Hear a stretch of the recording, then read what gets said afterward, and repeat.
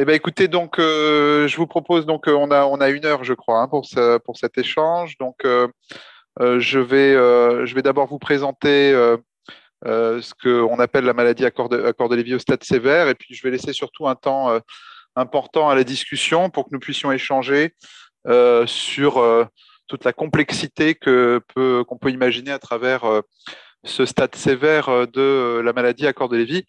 Alors, je me présente, je m'appelle Frédéric Blanc, donc je suis professeur de gériatrie.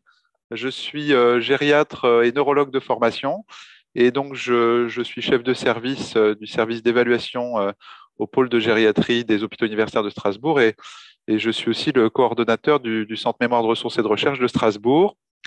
Euh, J'interviens à l'hôpital de jour du Centre mémoire de ressources et de recherche, à l'unité cognitivo-comportementale. Et je fais partie aussi d'une équipe d'une équipe de recherche qui s'appelle l'équipe ICUBE, qui est une équipe CNRS, Université de Strasbourg.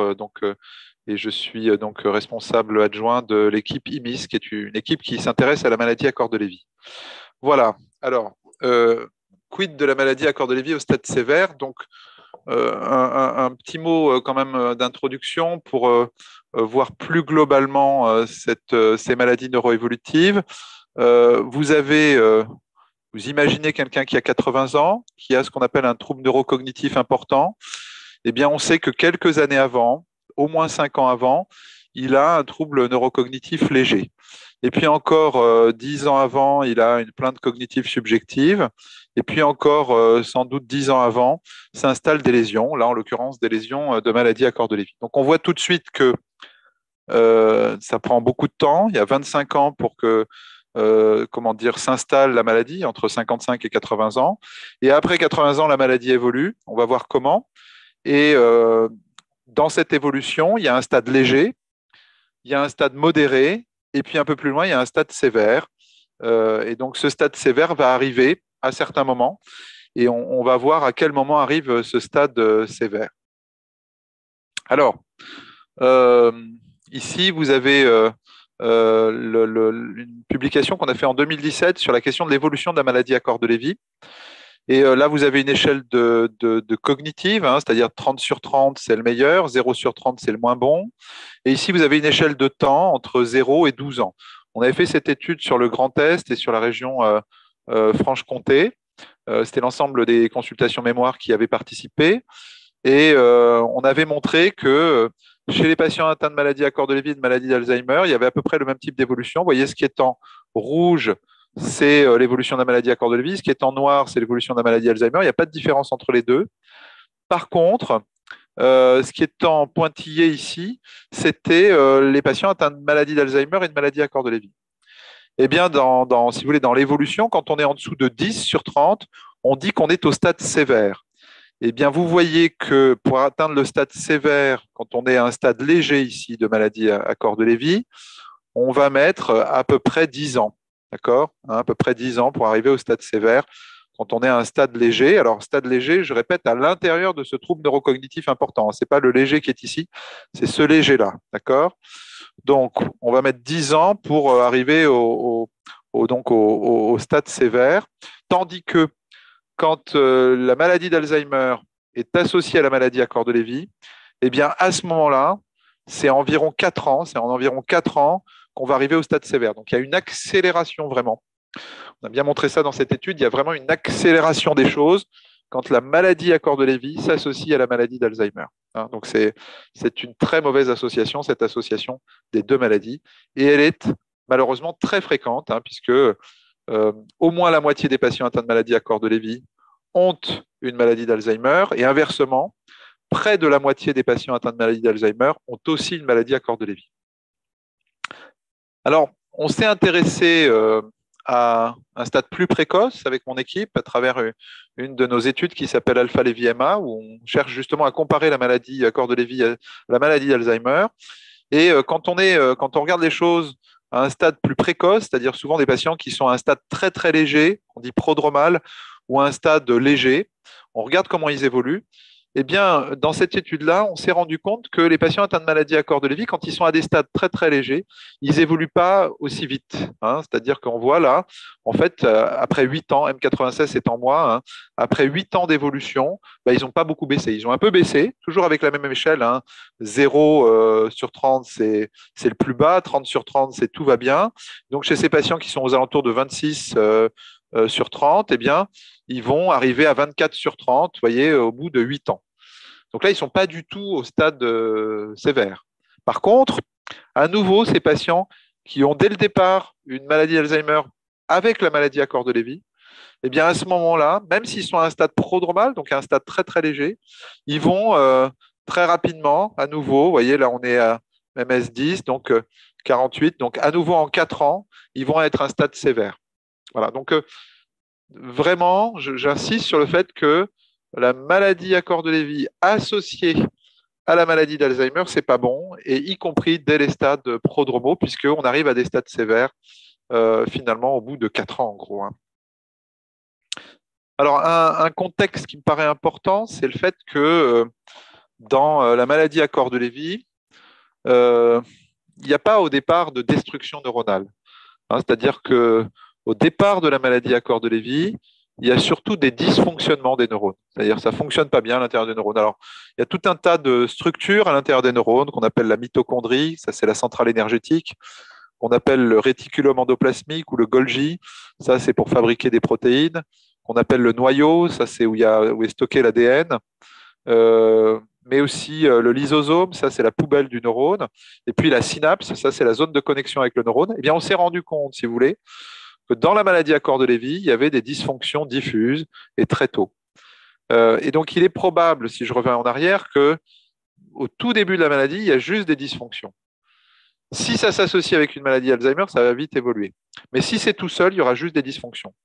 Et finalement, si ces dysfonctions évoluent un peu, ben, à un moment donné, il va y avoir une baisse, et probablement que cette baisse est aussi en lien avec une destruction neuronale à ce moment-là, hein. C'est-à-dire qu'il y a une première phase où c'est juste des dysfonctions, et puis il y a une deuxième phase où il va y avoir une baisse, et cette baisse, elle est probablement, enfin une baisse plus franche, et elle est probablement en lien avec une destruction de certains neurones, parce que certains neurones s'épuisent à dysfonctionner probablement. Alors que s'il y a une maladie Alzheimer ajoutée à la maladie à corps de Lévy, très rapidement, il y a destruction neuronale. Là, c'est un exemple, hein, pour vous montrer que, en fait, ça, c'est le cerveau des patients atteints de maladie à corps de Lévy très tôt. Ça, c'est à des stades plus évolués. On compare, si vous voulez, la maladie d'Alzheimer à la maladie à corps de Lévy. Là, il y a des différences fortes au tout début de la maladie, où finalement, dans la maladie à corps de Lévy, il y a juste une toute petite diminution de volume dans cette zone-là qu'on appelle l'insula, du côté droit en l'occurrence, hein, alors que du côté gauche, qui est ici en haut, il n'y a pas de diminution de volume. C'est-à-dire qu'il y a une toute petite atteinte, mais globalement, l'ensemble du cerveau ne diminue pas de volume. Alors que dès le départ, dans la maladie d'Alzheimer, vous voyez, il y a une diminution de volume importante de l'arrière du cerveau, parce que c'est l'arrière là, et puis aussi des hippocampes, donc c'est la partie médiane.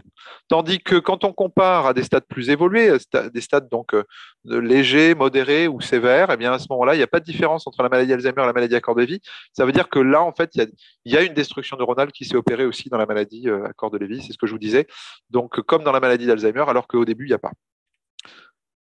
Et j'insiste là-dessus, mais je pense que c'est important dans le contexte de bien comprendre qu'à chaque fois, et toutes ces courbes le montrent, je ne vais pas les détailler, mais à chaque fois, ce que se rajoute, comme là chez nos collègues auxquels on a participé du groupe européen sur la maladie à corps de Lévy, à chaque fois que se rajoutent des éléments alzheimeriens, eh bien à ce moment-là, ça baisse, la maladie à corps de Lévy baisse, alors que quand il n'y a pas d'éléments alzheimeriens, bon là c'était à 2 ans, c'est relativement stable. Là à nouveau, euh, ici, quand il y a comment dire, des éléments alzheimeriens, c'est-à-dire cet élément dans la prise de sang qui montre qu'il y a un contexte alzheimerien, ben à ce moment-là, au plus c'est élevé, au plus ça baisse du point de vue de la maladie à corps de Lévy. Donc ça veut dire, si vous voulez, que dans la maladie à corps de Lévy, il y aurait une première étape, maladie à corps de Lévy pure, hein, j'insiste, hein, maladie à corps de Lévy pure, sans maladie d'Alzheimer. Eh bien, dans la maladie à corps de Lévy pure, sans maladie d'Alzheimer, il y a une première étape où ça baisse petit à petit, mais pas beaucoup. Puis une deuxième étape où ça baisse plus franchement. Et là, ça se calque un peu sur l'ensemble des maladies neuroévolutives. Il y a une première partie longue d'au moins 8 ans, où ça baisse pas beaucoup, et une deuxième partie où ça baisse plus franchement. Alors, là où il faut être attentif, c'est quand on est à ce stade sévère, finalement, qu'est-ce qui se passe? Eh bien, il se passe qu'il y a une aggravation des troubles cognitifs. On l'a vu avec les courbes que je vous ai montrées, hein. Donc, les patients ont plus de difficultés de concentration, plus de difficultés de lenteur, plus de difficultés d'organisation. Ils ont aussi plus de difficultés visuelles. Et ça, c'est le côté cognitif. Ils ont souvent aussi plus de fluctuations, hein, c'est-à-dire avec des grands endormissements, avec comment dire, des moments de confusion, mais avec des moments d'éveil aussi, hein, ça alterne, ces moments d'éveil et de grande confusion. Et puis, il y a aussi une aggravation de ce qu'on appelle la lenteur physique, que d'autres appellent le syndrome parkinsonien ou syndrome extrapyramidal.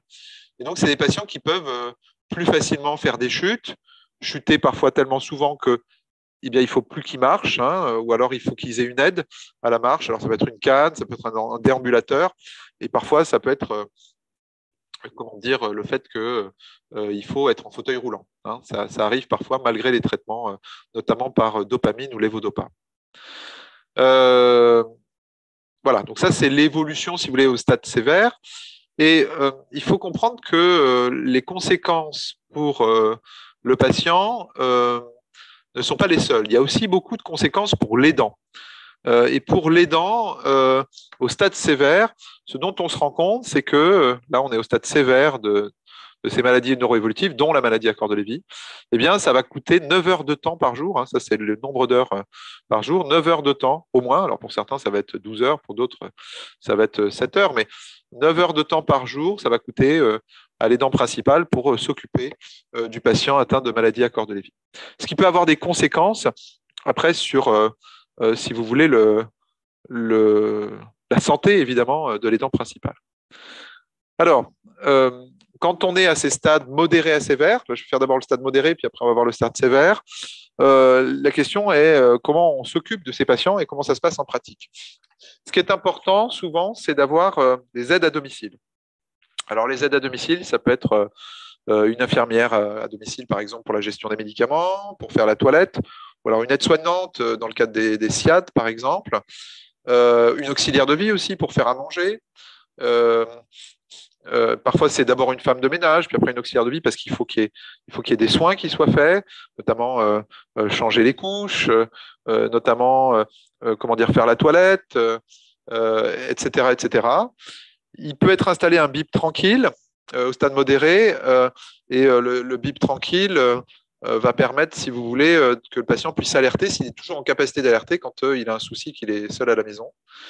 Ce que conseillent beaucoup les infirmières à domicile, c'est de mettre une boîte à clés, surtout si le patient est seul, mais pas que. Une boîte à clés parce que comme ça, avec un code, et ça permet, si vous voulez, à l'infirmière à domicile de pouvoir rentrer, parce que aussi pour les équipes de soins infirmiers à domicile ou d'auxiliaires de vie, parce que parfois les patients, quand ils ont évolué dans la maladie à corps de Lévy, peuvent avoir des problèmes de comportement, ils peuvent être méfiants, ils peuvent ne pas faire confiance et ne plus ouvrir. Donc c'est très compliqué après pour les équipes soignantes de pouvoir entrer dans le domicile. Et donc la boîte à clés, on fait un code, on a la clé, on rentre soi-même. Voilà. Il faut souvent aussi un portage de repas parce que parfois l'aidant principal, la personne qui accompagne le patient peut avoir lui-même des difficultés à faire à manger, donc on peut proposer un portage de repas. Pour certains patients qui sont seuls, il peut y avoir des passages la nuit, ça se fait à Strasbourg, mais ça ne se fait pas partout, hein, pour rassurer le patient. Et puis, il y a des structures qui sont intéressantes, en particulier l'accueil de jour, qui est très intéressante, où le patient peut aller une fois par semaine, parfois jusqu'à 5 fois par semaine, pour pouvoir être pris en charge, parce qu'il ne peut pas rester tout seul à domicile. Et comme ça permet à l'aidant principal, qui doit continuer à travailler, ou à l'aidant principal qui a besoin de souffler, de pouvoir avoir des jours, certains jours dans la semaine, où finalement le patient est accompagné par des professionnels pendant la journée ou pendant la matinée en fonction des demandes. Il y a aussi l'hôpital de jour SSR, ça s'appelle soins de suite et de réadaptation. Donc ça, c'est des hôpitaux de jour où il va y avoir de la kinésithérapie, de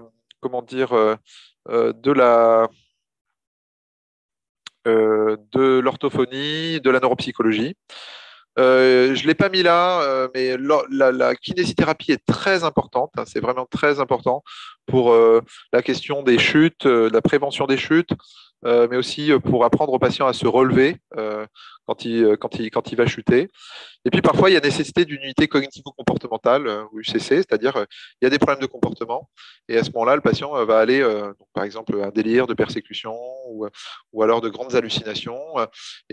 Avec les traitements à la maison, ça, on s'en sort pas. Donc parfois, il y a nécessité d'aller dans une unité cognitivo-comportementale. Parfois même, nécessité d'aller en psychiatrie de la personne âgée parce que les troubles du comportement sont tellement importants, tellement envahissants que eh bien, le patient a besoin d'être pris en charge par des psychiatres. Voilà. Alors, après, au stade sévère, ce qu'on appelle aussi dans notre jargon le stade de démence sévère, hein, démence voulant dire que le patient n'arrive pas à faire certaines choses de son quotidien, par exemple téléphoner, par exemple faire sa toilette tout seul, par exemple, etc. Hein, donc là, on est à des stades évolués, c'est ce qu'on appelle le stade sévère.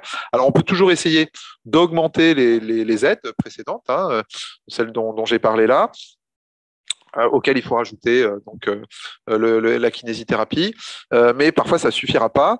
On peut aussi utiliser les plateformes de répit pour les aidants, où il peut y avoir des solutions locales pour faire des pauses pour les aidants, parce que c'est des stades qui sont très très difficiles pour la personne qui est aux côtés du patient atteint de maladie à cœur de Lévy. Moi, je sais que sur Strasbourg, ça se passe à Lingolsheim, qui est en périphérie de Strasbourg, et donc cette plateforme de répit des Madeleines propose par exemple du baluchonnage, hein, c'est-à-dire que le patient va pouvoir être accompagné pendant 24 heures à domicile, quelqu'un vient dormir à domicile, et pendant ce temps-là, l'aidant principal peut faire une vraie pause, parce que sinon, si on est toujours à domicile, c'est compliqué de faire une vraie pause. Mais souvent, une institutionnalisation est nécessaire. Hein, c'est-à-dire en fait la maison de retraite ou l'EHPAD, hein, en particulier pour les patients qui ont soit des troubles du comportement, soit qui ont des gros problèmes de sphincter, hein, donc qui n'arrivent pas à retenir les urines ou les selles. C'est souvent là que ça devient compliqué pour la famille de s'occuper encore de monsieur ou madame quand il est à domicile. Pour les patients qui sont déambulants et qui ont des petits problèmes de comportement, l'unité de vie protégée est importante. Donc, c'est des unités spécifiques avec un peu plus de personnel où le patient va pouvoir être, pris en charge de façon plus rapprochée, on va dire. Et c'est en particulier pour les patients à des stades sévères. Ce qui est important dans les EHPAD, c'est de pouvoir avoir un pôle d'activité et de soins adapté, c'est-à-dire qu'il y ait des activités dans l'EHPAD. Hein. C'est-à-dire que le patient puisse, je ne sais pas, participer à de petits ateliers cuisine, participer à des sorties dans le jardin, participer à des moments de convivialité avec de la musique, voilà, avec des musiciens ou autres. Hein. Et puis, il y a certains patients qui ont d'importants troubles du comportement, même avec une adaptation, soit par le gériatre, soit par le neurologue, soit le psychiatre, par le médecin traitant, eh bien ça ne suffit pas. Le patient a toujours des problèmes de comportement et en unité de vie protégée, ils ne peuvent pas garder le patient ou ils ne peuvent pas l'accueillir parce qu'il a trop de problèmes de comportement. Et à ce moment-là, il y a des unités dédiées qui avaient été créées il y a plusieurs années, qui sont les unités d'hébergement renforcé. Normalement, il y a au moins une unité d'hébergement renforcé par département. Alors, ce n'est pas toujours le cas, mais normalement, c'est le cas. Voilà. Alors après, il y a toujours les traitements habituels, si vous voulez, de la maladie à corps de Lévy, qui sont le rivastigmine ou le donépézil pour les troubles cognitifs et éventuellement les hallucinations. Pour les grosses hallucinations, c'est la clozapine qui en général marche bien, mais qui parfois n'est pas bien tolérée. À ce moment-là, on va vers d'autres médicaments comme la kétiapine ou alors maintenant un nouveau médicament qu'on appelle la pimavansérie. Et ensuite, il y a la lévodopa pour le syndrome parkinsonien, c'est-à-dire la lenteur et surtout la raideur, hein, qui peut être parfois douloureuse, cette raideur pour les patients, surtout à un stade sévère. Et c'est important de bien prendre la lévodopa parce que peuvent apparaître des problèmes de déglutition. Hein. À des stades modérés à sévères, il y a souvent des problèmes de déglutition. Et là, il y a des risques, c'est que le patient avale de travers et que ça passe dans les poumons, et à ce moment-là, qu'il fasse une infection, voire qu'il fasse une détresse respiratoire à cause de ces problèmes de déglutition. Et puis pour les agitations nocturnes ou alors les grands mouvements la nuit ou alors les grands cauchemars la nuit, il y a ce qu'on appelle les troubles du comportement sommeil paradoxal, il y a la mélatonine qu'on peut donner à des doses de 3 à 12 mg. Alors tout ça ne marche pas parfaitement, mais ça marche quand même globalement chez beaucoup de patients, et donc ça permet, si vous voulez, d'améliorer la qualité de vie du patient et de son aidant, et ça c'est pour la partie pharmacologique. Oui, alors ça, je l'ai répété là un petit peu, mais j'insiste sur la kinésithérapie, j'insiste sur éventuellement la psychiatrie et puis ces structures que sont l'EHPAD, l'unité de vie protégée, qu'on appelait auparavant les unités Alzheimer, et les unités d'hébergement renforcé. Alors, il ne faut pas oublier les dents principales. Pourquoi il ne faut pas oublier les dents principales? Et puis, je suis sûr qu'il y a beaucoup d'aidants là qui m'écoutent, parce que finalement, quand évolue la maladie, ça devient très dur pour les dents principales. Et souvent, l'écueil qu'il faut absolument éviter, c'est qu'il y a des problèmes de santé qui apparaissent chez les dents principales, c'est-à-dire souvent le conjoint, ou alors un enfant, ou alors un proche, peu importe lequel. Hein. Euh, et ce qu'on sait, si vous voulez, c'est que pour les aidants, malheureusement, il y a une augmentation du risque de décès, hein, avec que ce soit d'ailleurs la maladie à corde de Lévy, la maladie Alzheimer ou les autres maladies neuroévolutives. Vous voyez, ça multiplie par 1,6 le risque de décès, donc ça augmente de 60% le risque de décès quand même. Hein. Rien que le fait d'avoir à la maison un patient qui est atteint de maladie à corde de Lévy ou autre. Il y a une augmentation du risque de dépression, ça on le comprend bien. Il y a une augmentation aussi de risque d'hypertension. Et puis il y a même une augmentation du risque de troubles cognitifs, hein, donc de maladie d'Alzheimer ou de maladie à corde de Lévy. Hein, et globalement, il y a une augmentation des dépenses de santé pour les dents. Donc ça, c'est important à savoir. Et un élément, si j'ai une seule chose à conseiller, hein, mais qui est un peu minimaliste, hein, c'est vraiment de savoir se faire des pauses à un moment donné, donc se faire aider, soit par les plateformes de répit, soit par éventuellement le fait d'aller en EHPAD. Hein, il y a certains EHPAD qui permettent d'aller donc en EHPAD pendant 2 semaines, 3 semaines. Hein, donc ça fait une pause pour les dents principales. C'est pas facile de se dire qu'on va laisser son conjoint ou son proche en EHPAD pendant 3 semaines, mais ça permet aussi de recharger les batteries parce que vous voyez que sinon il y a un risque important, surtout quand les patients sont à un stade modéré à sévère, eh bien, il y a des risques importants pour les dents principales. Alors, après, il y a un autre élément qui, à mon avis, est important d'aborder parce que c'est évidemment, à un moment donné, c'est notre finitude, hein, c'est-à-dire que je vais mourir, tous les gens qui m'écoutent vont un jour mourir, c'est pas quelque chose dont on aime parler, mais c'est comme ça, c'est une réalité, la mort fait partie de la vie à un moment donné, et donc, ce qui peut être intéressant, c'est de regarder quelles sont les causes rapportées de décès en lien avec la maladie à corde de Lévy. Donc, si vous voulez, ce qui est volontiers rapporté, c'est dans cette étude où c'était, si vous voulez, les familles qui rapportaient ce qu'ils avaient, eux, constaté, c'est que dans 63% des cas, le patient va arrêter de boire et manger. Voilà. Hein, c'est-à-dire dans 2 tiers des cas, le patient va arrêter de boire et manger. Alors, il ne précise pas dans l'étude pourquoi ils arrêtent de boire et manger, mais on l'imagine. Soit il a des problèmes de déglutition, soit il n'a plus du tout envie de manger. Hein, c'est-à-dire qu'il peut y avoir volontairement de la part du patient le fait qu'il ne souhaite plus manger. Et donc, c'est ce que considère en tout cas la famille comme étant à l'origine du décès. On verra que du point de vue médical, c'est un peu différent. Hein, mais c'est toujours intéressant de voir l'avis côté proche, quoi. Il y a aussi, et ça dans 23% des cas, des problèmes de pneumopathie. Hein, pneumopathie ou aspiration, c'est-à-dire quand on avale de travers. Hein, donc là, c'est, on va dire, un quart des cas où il y a des problèmes de déglutition et donc le patient va faire une fausse route, hein, c'est-à-dire ça va aller dans les poumons plutôt que d'aller dans l'estomac. Et donc à ce moment-là, soit ça donne une infection, et là, l'infection aggrave le tableau clinique et le patient s'aggrave, ou alors ça va être responsable comment dire, d'une suffocation. Hein, malheureusement, ça peut arriver et le patient va décéder comme ça assez rapidement. Il peut y avoir aussi tout un tas de causes médicales là. Alors, des infections en dehors des pneumonies, hein, vous voyez 8% des cas, un problème au niveau du cœur dans 4% des cas, un problème d'accident vasculaire cérébral dans 3% des cas, un problème de cancer, etc., etc., etc. Et puis des complications de chute. Ça, c'est important, hein, c'est-à-dire dès qu'il y a une chute chez un patient atteint de maladie à corde de Lévy, il peut y avoir des complications. Et vous voyez que dans 10% des cas, quand même, l'origine du décès, là, c'est considéré comme étant une complication liée à la chute, en sachant quand même que les patients atteints de maladie à corde de Lévy, à des stades modérés à sévères, ont tendance à chuter au moins une fois par an, hein, souvent au moins une fois par an. Alors, du point de vue médical, là, c'est une étude, dans mon souvenir, japonaise, mais il y en a d'autres, hein, mais j'ai choisi celle-là pour aller à l'essentiel. Les causes qui sont retrouvées sont diverses et variées. Ce qui nous intéresse là, c'est DLB, donc c'est Dementia with Lewy Body, ça veut dire maladie à corps de Lévy. Là, il y avait 65 patients qui sont décédés. Là, vous voyez, il y avait 366 patients atteints de maladie Alzheimer qui sont décédés, par exemple. Là, c'est des problèmes vasculaires, ça, c'est la maladie frontotemporale. Eh bien, eux, là, les collègues indiquent que voilà, dans 14% des cas, il y avait un cancer qui était à l'origine du décès. Une maladie cardiaque dans 4,6% des cas.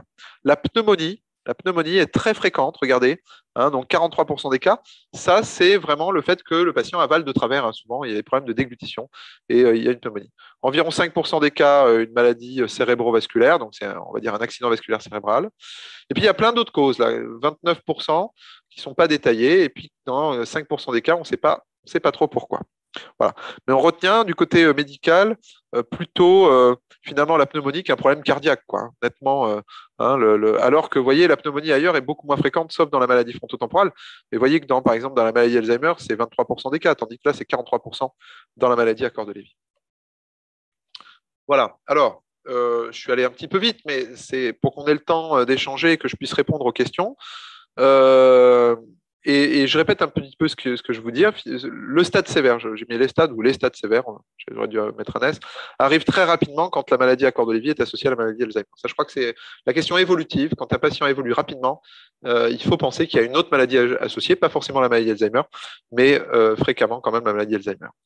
Vous avez vu qu'il y a différents traitements. Je n'ai pas détaillé de façon approfondie, mais on peut en parler si vous voulez, qui doit être adapté. Le traitement doit être adapté tant au niveau pharmacologique, donc pharmacologique, c'est-à-dire voilà, la rivastigmine, la clozapine, la lévodopa, que non pharmacologique. Et donc là, j'insiste sur le fait qu'il faut donc plus d'aide à domicile, des auxiliaires de vie, des infirmiers, éventuellement des portages de repas. Et puis après, quand ça devient trop compliqué à domicile, à ce moment-là, aller en EHPAD et pourquoi pas en unité de vie protégée et pourquoi pas parfois en unité d'hébergement renforcée. Attention aux neuroleptiques, je ne l'ai pas redit là, mais les neuroleptiques, y compris à des stades sévères, aggravent les patients. Ils peuvent tuer les patients. C'est surtout au stade sévère que ça va tuer les patients parce que ça aggrave tout, ça rend les patients plus confus, ça rend des patients avec plus de problèmes de marche, plus de problèmes de chute, plus de raideur et surtout plus de problèmes de déglutition, plus de mal à avaler. Et donc, ça facilite les pneumopathies. Donc le décès est volontiers lié à des troubles de la déglutition, vous voyez, la famille le disait bien. Alors troubles de la déglutition qui la famille l'interprétait plutôt de cette manière-là, pour certains patients finalement, le patient ne mange plus, ne boit plus. Et de l'autre côté, chez le médecin, c'est plutôt il a fait une pneumopathie à cause de ces problèmes de déglutition. Et puis l'accompagnement au stade très sévère doit être à mon avis repensé parce que je pense que finalement on n'est pas très au clair sur cet accompagnement en France. On voit bien que les capacités des EHPAD sont limitées. Je parle en termes de personnel, en termes aussi de qui fait quoi à l'EHPAD, parce que vous savez qu'à l'EHPAD, vous avez un médecin coordonnateur, mais qui est censé ne pas intervenir dans les soins la plupart du temps, et un médecin traitant, mais le médecin traitant qui est souvent, et je le dis là sans animosité, je le dis vraiment de façon très simple, qui est souvent un peu perdu parfois sur ce qu'il faut faire quand on est à des stades évolués. Ça dépend des médecins. Les médecins traitants qui sont très au point, qui connaissent très bien, mais il y a parfois des médecins traitants qui voient une fois dans leur vie ou deux fois dans leur vie une maladie à corps de Lévy et qui, au bout du compte, ne savent pas trop quoi faire, y compris quand on arrive à des stades très sévères de maladie à corps de Lévy. Voilà, j'ai terminé pour ma présentation. Ça fait on est un petit peu à la moitié du temps, je crois, Vincent. Oui, absolument. Je peux stopper le partage d'écran? Bien sûr, bien sûr, bien sûr, bien sûr. Voilà. Parfait. Parfait. Vous avez accès au chat, Frédéric? Oui. Vous le voyez bien? Je le vois très bien. Voilà. J'ai fait le tri un peu des questions, j'ai enlevé les commentaires et voilà, je vous ai laissé les questions les plus prégnantes. On va monter tout en haut. Oui, bien sûr, je peux donner le PowerPoint, pas de problème. C'était la question de Karine. Donc pour le PowerPoint, pas de problème. Peut-on utiliser le CBD? Alors j'imagine que ce n'est pas de CDB, c'est pas Pierrot qui pose la question. Le CDB comme anxiolytique ou CBD. Alors, je pense que si vous voulez le CBD, donc celui qu'on achète dans le commerce, les cannabinoïdes, j'ai pas d'expérience, donc je peux pas vous répondre. Tout ce que je peux dire, si vous voulez, c'est qu'il y a quand même d'autres anxiolytiques qui fonctionnent bien dans la maladie à corps de Lévy. Notamment, j'insiste sur les antidépresseurs, hein, pas les benzodiazépines. Parfois, on est obligé d'utiliser les benzodiazépines. Alors, mais les antidépresseurs, notamment la sertraline, est intéressante dans la maladie à corps de Lévy, mais il y en a d'autres qui sont intéressants pour lutter contre l'anxiété. Ça n'agit pas tout de suite, ça agit au bout de quelques semaines. Et après, il y a une amélioration, il y a une baisse de l'anxiété, parce que c'est vrai que c'est quelque chose qui est fréquent dans la maladie à corps de Lévy. Alors, pour les manifestations au stade sévère, hein, c'est ce que je disais, hein, donc au stade sévère, ce qui définit le stade sévère, c'est quand il y a des troubles cognitifs très importants. Et nous, on peut mesurer cette cognition. Et donc, qu'est-ce que ça veut dire? Ça veut dire que c'est un patient qui va être très, très, très inattentif, un patient qui va être complètement désorganisé, un patient qui va être très, très, très, très, très lent, un patient qui aura souvent beaucoup de mal à marcher, parfois qui ne marchera plus, un patient qui sera très fluctuant, qui peut passer d'un extrême à l'autre, avec des moments d'éveil où il arrive à parler, il est en communication avec vous, et des moments où il est complètement perdu parce qu'il est en fluctuation. C'est ça le stade sévère. Vous voyez que c'est pas non plus, mais c'est ça le stade sévère. Alors ensuite, j'ai Nathalie qui m'interroge sur maladie de Parkinson et maladie à corps de Lévy. Oui, alors ça c'est une question fréquente. Ce sont deux maladies différentes. La maladie à corps de Lévy commence par des troubles cognitifs en général et petit à petit va apparaître un syndrome parkinsonien, mais pas toujours. Certains patients n'ont pas du tout et n'auront jamais de syndrome parkinsonien. Petit à petit vont apparaître ces fluctuations cognitives, ces moments où le patient est confus, ou ces moments où le patient est inattentif.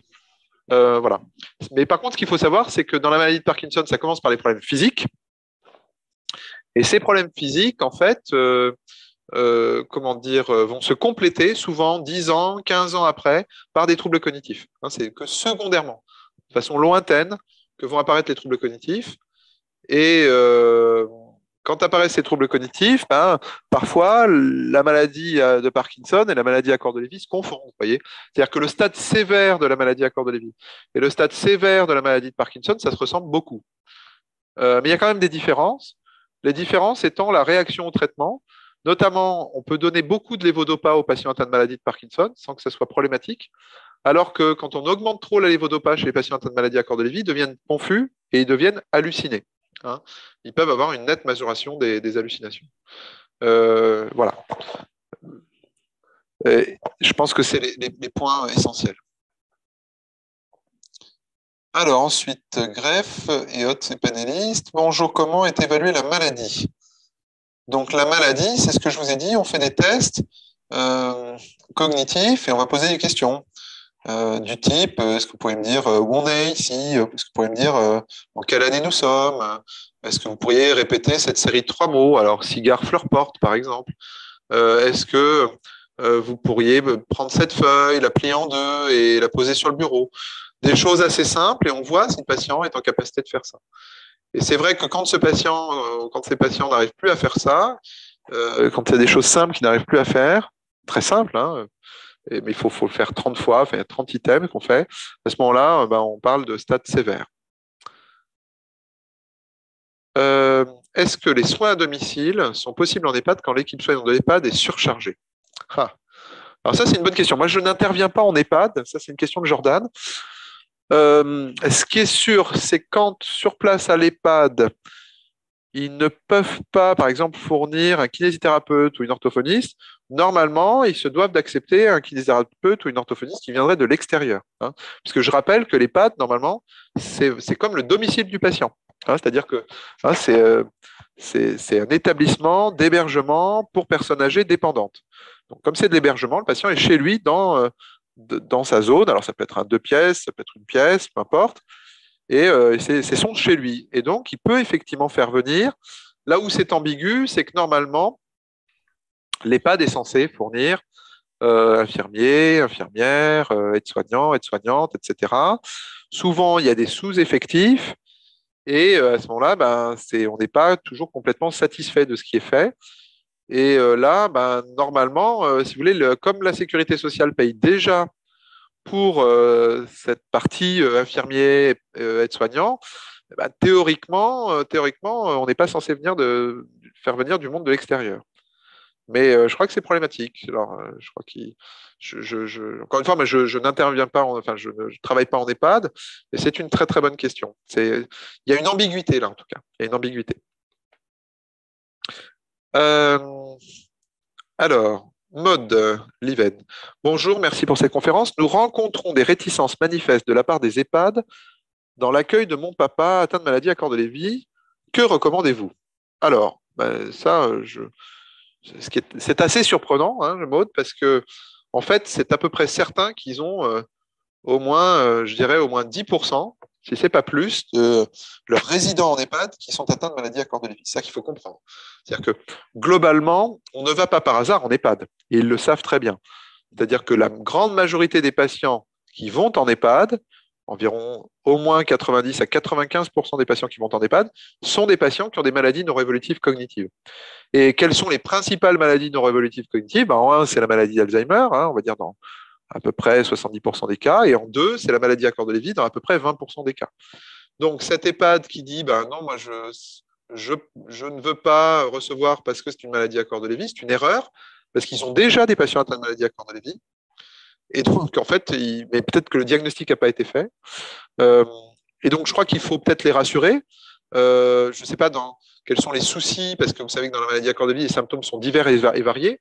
Et je pense qu'il faut rassurer l'EHPAD en disant que voilà, c'est pas parce qu'il a une maladie à corps de Lévy que ce sera pire qu'avec un patient atteint de maladie Alzheimer ou pire qu'avec un patient atteint de maladie frontotemporale. Je crois qu'il y a parfois des peurs des EHPAD qu'il faut tenter de rassurer. Et puis l'autre chose, hein, c'est que c'est important qu'il soit suivi, votre papa, que même s'il est en EHPAD, qu'il ait un suivi par son médecin généraliste, ou idéalement par son médecin généraliste et pas le spécialiste, c'est-à-dire le gériatre, le neurologue ou le psychiatre, pour adapter les traitements de manière à rassurer aussi l'EHPAD par rapport à ça. Parce que l'EHPAD, c'est vrai, parfois, comme il faut vraiment adapter les traitements, être attentif et bien s'occuper du patient, il a peur parfois de se retrouver un peu tout seul face au problème. Hein, donc, voilà. Alors, il faut chercher les unités spécialisées dans les EHPAD, soit UVP, PASA, oui. Effectivement, alors les unités de vie protégées, ça peut être une solution, mais c'est une solution que s'il y a un problème de comportement. Hein, c'est-à-dire que si patient, par exemple, on n'arrive pas à enlever les hallucinations et que les hallucinations sont très angoissantes, ça peut être une bonne solution, l'unité de vie protégée. Mais après, j'ai des tas de patients, moi, atteints de maladies à corps de Lévy, à des stades sévères, qui sont en EHPAD, et ça se passe très bien. Hein, donc, je crois que c'est pas uniciste. Vous voyez, tous les patients atteints de maladie à corps de Lévy ne doivent pas aller en unité de vie protégée, pas du tout. Hein, la plupart sont en EHPAD et certains doivent aller en UVP. Et c'est bien qu'il y ait des PASA, c'est ce que je disais, hein, parce que les PASA, c'est à l'intérieur des EHPAD et ça permet qu'il y ait des activités. C'est important qu'il y ait des activités à l'intérieur des EHPAD. Voilà. Alors, Nicole, bonjour, mon mari est décédé brutalement après hospitalisation dans un centre gérontologique. Problème de déglutition, encombrement intestinal. Les patients n'ont pas voulu le nourrir, les praticiens n'ont pas voulu le nourrir par voie entérale. Alors oui, ça, Nicole, vous abordez quelque chose qui est très important. Il y a plusieurs choses en même temps. Il y a la question du décès brutal. Le décès brutal, ça peut arriver chez les patients atteints de maladie à corps de Lévy, pas que d'ailleurs à cause de des problèmes de déglutition, comme vous le décrivez, comme je l'ai décrit moi aussi, mais ça peut être parfois un décès brutal, ce qu'on appelle une syncope, hein, parce que, en fait, dans la maladie à corps de Lévy, les syncopes ne sont pas rares parce que les patients ont des problèmes de tension, ils ont souvent des hypotensions qui peuvent aller jusqu'à la syncope, et ils ont plus globalement ce qu'on appelle des troubles neurovégétatifs, hein, c'est-à-dire qu'ils peuvent avoir des gros problèmes de constipation, des problèmes cardiaques, des tas de problèmes différents qui peuvent être de près ou de loin en lien avec la maladie à corps de Lévy. Et donc, ça peut parfois accélérer le processus. Donc ça, c'est le premier élément, le décès brutal. Oui, c'est possible. Hein, c'est possible. Il y a eu des études de fait sur cette question-là. Ça semble quand même rare, mais c'est tout à fait possible.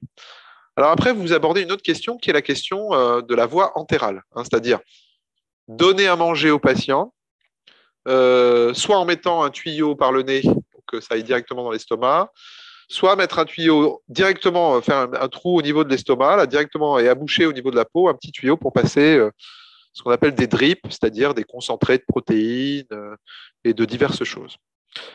Alors, il a été bien montré dans la littérature, surtout anglo-saxonne, hein, donc nos collègues américains et anglais, que le fait de mettre finalement une nutrition entérale n'améliorait pas la survie des patients, malheureusement. Hein, c'est-à-dire que la nutrition entérale, quand on est à des stades sévères de la maladie à corps de Lévy, ou stades modérés à sévères, ce serait même plus délétère pour certains patients, pas pour tous, mais pour beaucoup de patients, parce que ça favorise les infections. Parce que même si on donne la nourriture par l'estomac directement, mais il y a quand même des problèmes de déglutition. Et donc, ça peut être le patient qui avale de travers sa salive, ou alors la nutrition entérale qui remonte dans la bouche, et après, il essaie de réavaler, et puis ça passe pas du bon côté, ça passe vers les poumons. Donc, en fait, c'est très problématique, cette question de la nutrition, ces problèmes de déglutition. Et souvent, quand apparaissent des gros troubles de la déglutition, on a du mal à s'en sortir, hein, très clairement. Et c'est vrai que le décès peut arriver rapidement après ces gros problèmes de déglutition. Pas les petits problèmes de déglutition, mais les gros problèmes de déglutition. Voilà. Alors, j'espère que j'ai répondu aux questions. J'ai plein de questions, hein. Alors après, j'ai Chantal Imi qui dit « Pour les centres de répit, ça coûte cher. Aucune aide financière, car je suis aidante principale et je travaille. EHPAD non plus, car hors de prix, donc je suis dans une impasse. » Oui, alors vous avez raison, Chantal. C'est une réalité. Les EHPAD et finalement ces moments de répit peuvent coûter très cher. Alors, il y a deux choses. Soit on a très très très peu de revenus, et à ce moment-là, on peut bénéficier d'une aide sociale. Donc ça, je pense que j'imagine que vous êtes renseigné auprès de l'assistante sociale de votre quartier ou de la consultation mémoire où vous êtes accompagné, ou alors votre neurologue ou autre. Mais donc, en fonction de ces revenus, on peut, donc si on a des très bas revenus, on peut bénéficier de l'aide sociale. Mais quand on ne peut pas bénéficier d'aide sociale, bah là, les EHPAD, bah, ça peut aller en gros de minimum, c'est 1 800 euros, hein, la charge de la famille par mois, jusqu'à beaucoup plus. Hein, certains EHPAD à Paris, notamment Paris-Centre, montent jusqu'à 8 000 euros. Vous voyez, enfin, des choses un peu astronomiques, un peu exagérées. Là, les très fortes sommes, c'est plutôt dans les zones, enfin, dans les EHPAD privés, type Corian ou autre. Bon, j'imagine que vous êtes dans une impasse. Maintenant, si vous voulez, il y a un moment donné, il faut que vous puissiez trouver une solution. Alors, la solution, c'est éventuellement se faire aider par la famille, etc., etc. Mais en fait, il n'y a pas de très bonne solution. Hein. De toute façon, ça coûte. Hein, et de toute façon, il faut payer. Et contrairement à quand on est à un âge jeune, hein, c'est-à-dire en dessous de 60 ans, où là, il peut y avoir des aides financières plus fortes, hein, puisque là, on dépend non pas des aspects vieillesse, hein, c'est au-delà de 60 ans, mais des aspects handicap en dessous de 60 ans, là, il peut y avoir des aides plus fortes. Donc, il y a aussi une question d'âge. Mais ça, c'est parce que finalement, le législateur n'a pas voulu aller dans ce sens-là, parce que finalement, les députés savent que ça coûterait très, très cher à tout le monde et que, en fait, on n'a pas de bonne solution. Hein. Et il faut savoir que dans les EHPAD, il y a déjà toute une part qui est payée par ce qu'on appelle le conseil départemental et aussi les agences régionales de santé et la sécurité sociale. Donc, en réalité, vous payez en gros 2 000, 2 500 euros par mois, mais il y a déjà plus de la moitié, hein, c'est-à-dire 2 500 euros, parfois 3 000 euros, qui sont déjà payés par finalement la société. Donc, c'est pas simple. C'est pas simple. Moi, j'ai pas de solution. Vous savez, moi, je suis médecin, je suis pas député. Donc, c'est une question de politique, en fait, et de société. Qu'est-ce qu'on souhaite, nous, collectivement, pour nos aînés, en particulier nos aînés qui ont une maladie à corps de Lévy. Voilà. Alors, Chantal, pour les séjours de répit, de nouvelles aides viennent de se mettre en place. Renseignez-vous auprès d'une assistante sociale. Oui, tout à fait. Alors, pour les séjours de répit, il y a des aides. Hein. Il y a des aides, y compris financières. Mais là, ça dépend de vos revenus. C'est toujours la même chose. Hein, c'est en fonction des revenus.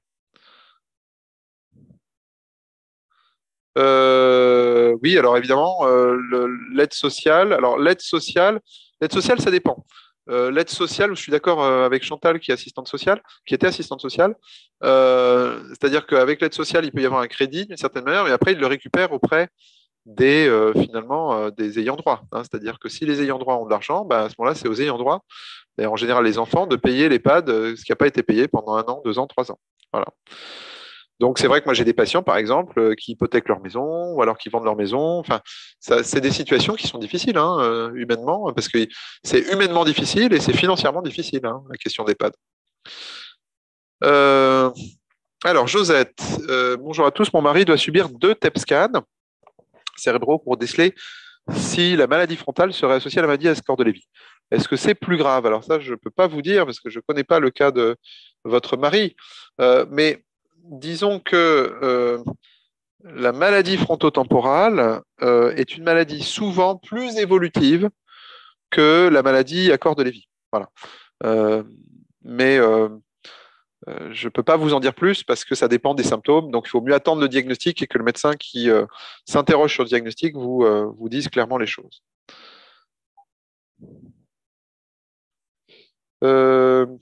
Les fausses routes à répétition sont-elles un marqueur d'un stade sévère de la maladie Accord-de-Lévy? Alors, non, pas forcément. Mais disons que il peut y avoir des problèmes de fausses routes très tôt dans la maladie. Mais la plupart du temps, les fausses routes arrivent plutôt à un stade modéré à sévère. Voilà. Donc, on peut avoir des fausses routes à n'importe quel moment, mais c'est plus souvent à des stades évolués qu'on a des fausses routes. Donc oui, c'est d'une certaine manière un marqueur, on va dire. Alors, pourquoi la rivastigmine n'est pas remboursée par la sécurité sociale? La rivastigmine n'est pas remboursée par la sécurité sociale parce que la ministre de la Santé à l'époque, hein, c'était Madame Buzyn, a décidé de la dérembourser. Voilà. Donc, après si vous voulez, l'avis de la Haute Autorité de Santé et la réunion d'un comité qui n'était pas très spécialisé sur ces questions de maladie Accord-de-Lévy, maladie d'Alzheimer. Elle a été aussi pas remboursée parce que, en fait, les laboratoires, que ce soit le laboratoire ESAI pour la rivastigmine, ou non, pardon, le laboratoire Novartis pour la rivastigmine et le laboratoire ESAI pour le donépésil, n'ont jamais demandé un remboursement pour la maladie Accord-de-Lévy. Alors que finalement, le donépésil, lui, est remboursé au Japon. Vous voyez, donc c'est un peu bizarre. Et c'est ça un peu le paradoxe de la France, c'est-à-dire que tant qu'un laboratoire ne demande pas le remboursement pour son médicament, il n'est pas remboursé. Alors là, on arrivait à avoir ces médicaments pour lutter contre la maladie Accord-de-Lévy, mais en le faisant passer par la maladie d'Alzheimer, qu'il n'avait pas. C'est comme ça. Donc voilà. Donc effectivement, c'est problématique. C'est problématique ce non-remboursement, surtout que parfois ça peut monter jusqu'à 70 € par mois, donc c'est quand même pas rien. Maintenant, souvent le donépésil, on peut le trouver à 15 € par mois. Alors, ensuite, bonjour professeur. Mon père, 75 ans, est en cours de diagnostic. Nous pensons qu'il a une maladie Accord-de-Lévy plus une maladie d'Alzheimer. Excusez-moi. Donc, son MMS est passé de 27 à 9 sur 30. J'ai dû le placer en EHPAD. Vous parlez de plusieurs années entre les stades modérés et sévères. Avez-vous déjà eu des cas d'évolution aussi rapides que celle que mon père? Oui, malheureusement. C'est-à-dire que ce que je vous montre, moi, c'est en fait, on va dire, la moyenne. La moyenne, ça veut dire que y en a qui évoluent plus vite et il y en a qui évoluent moins vite. Mais là, en l'occurrence, chez votre papa, ça a évolué très très vite. C'est tout à fait inhabituel qu'en 4 mois, ça aille aussi vite. Alors, ce sur quoi il faut peut-être s'interroger, c'est est-ce qu'il n'y a pas eu autre chose encore qui a accéléré le processus? Mais vraiment, vraiment, vraiment, le fait que les 2 maladies soient associées, vous voyez, il y a une accélération très forte. Ouais. Donc, j'ai déjà vu beaucoup de cas comme votre papa, malheureusement, malheureusement. Alors, ensuite, Michel, mon épouse est en EHPAD. Les infirmières ont d'elles-mêmes supprimé la dopamine parce qu'elle dormait bien. Alors, est-ce que c'est la dopamine ou la mélatonine? J'imagine que c'est plutôt la mélatonine, peut-être, Michel, parce que la dopamine, je pense qu'il y a peut-être une erreur là, parce que la dopamine ne permet pas de dormir. Hein. C'est vraiment la dopamine. C'est plus pour avoir moins de raideur, être un peu plus rapide. Donc, je pense à la mélatonine. Ça dépend si elle dort bien. Il faut s'assurer quand même qu'elle ne fasse pas de cauchemars. Hein. Vraiment, si elle fait des cauchemars, il faut remettre la mélatonine. Je pense que c'est la mélatonine auquel vous pensiez. Alors, le pharmacien dit le bénéfice apporté par le médicament n'est pas suffisant. Alors ça, c'est l'avis du pharmacien. On est plusieurs en France à considérer que finalement, ce type de médicament est utile à la fois pour la maladie à corps de Lévy et la maladie Alzheimer, mais plus utile dans la maladie à corps de Lévy. Pourquoi? Parce que les études ont montré qu'il y avait un gain de 2 points de MMS avec, dans la maladie à corps de Lévy. Hein. Donc, dans la maladie à corps de Lévy, il y a un gain de 2 points du MMS, donc c'est-à-dire à peu près 2 ans, si vous voulez. Moi, j'ai beaucoup de patients atteints de maladie à corps de Lévy qui sont sous rivastigmine ou donépézil et qui n'ont plus d'hallucinations. Donc, c'est quand même très utile, hein, objectivement. Je pense que notre collègue pharmacien a peut-être moins l'habitude de la maladie à corps de Lévy.